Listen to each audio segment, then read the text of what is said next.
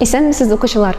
Бүгенге дәрестә без сезнең белән алдагы сыйныфларда үзләштерелгән белемнәргә таянып, санлы аңлатмалар һәм үзгәрешле яки үзгәрешле аңлатмалар төшенчәләрен керттербез.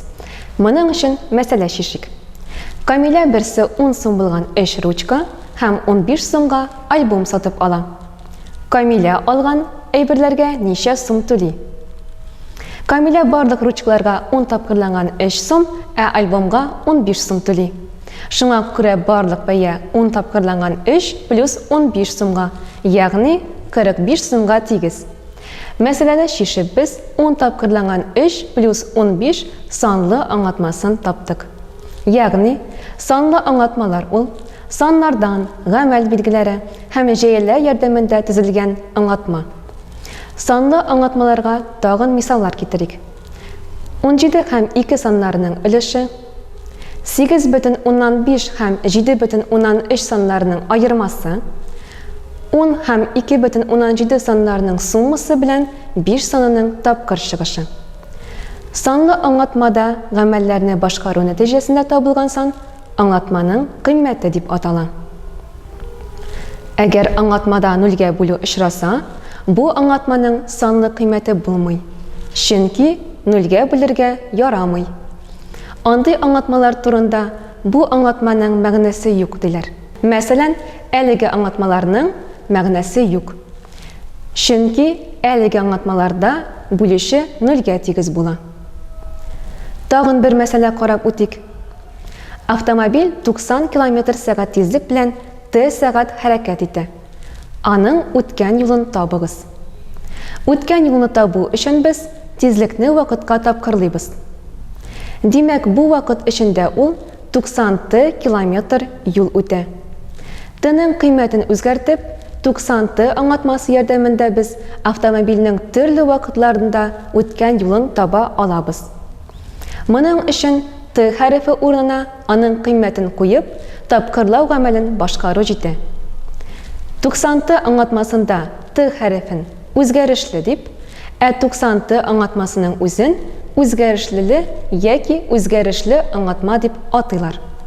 Мәсәлән, яга А сантиметрга тигез булган квадратның мәйданын табу өчен без А квадрат үзгәрешле аңлатмасын кулланабыз. Бу аңлатма аның төрле кыйммәтләре өчен квадратның мәйданын ничек табырга кирәклеген күрсәтә. Мәсәлән, әгәр А 5-кә тигез булса, А квадрат тигез 5 тапкырланган 5 тигез 25. Әгәр А 7-гә тигез булса, А квадрат 7 тапкырланган 7 тигез 49. Әгәр үзгәрешле кергән аңлатма һәр үзгәрешле урынына аның нинди дә булса кыйммәтен куйсак, санлы аңлатма барлыкка килә. Бу аңлатмада үзгәрешленең сайланган кыйммәте өчен исәпләп чыгарылган кыйммәтен үзгәрешле аңлатманың кыйммәте дип атыйлар. Алда карап үтелгән мисалда 25 саны А квадрат аңлатмасының А 5-кә тигез булгандагы кыйммәте була. 49 саны А квадрат аңлатмасының А 7-гә тигез булгандагы кыйммәте. Димәк, аңлатмалар ике төрле. Санлы аңлатмалар һәм үзгәрешле яки үзгәрешле аңлатмалар. 7А бүленгән 3 плюс А аңлатмасын карыйк. Теләсә нинди А минус 3-кә тигез булмаганда, аның кыйммәтен табарга мөмкин. Мәсәлән, әгәр А 2-гә тигез булса, 7А бүленгән 3 плюс А аңлатмасының кыйммәте 2,18-гә тигез була. А минус 3-кә тигез булганда, әлеге аңлатманың кыйммәтен табып булмый. Чөнки бу очракта 3 плюс А бүлешесе 0-гә тигез була. Биредә А минус 3-кә тигез булмаганда, 7А бүленгән 3 плюс А аңлатмасының мәгънәсе бар. А минус 3-кә тигез булганда, әлеге аңлатманың мәгънәсе юк диләр.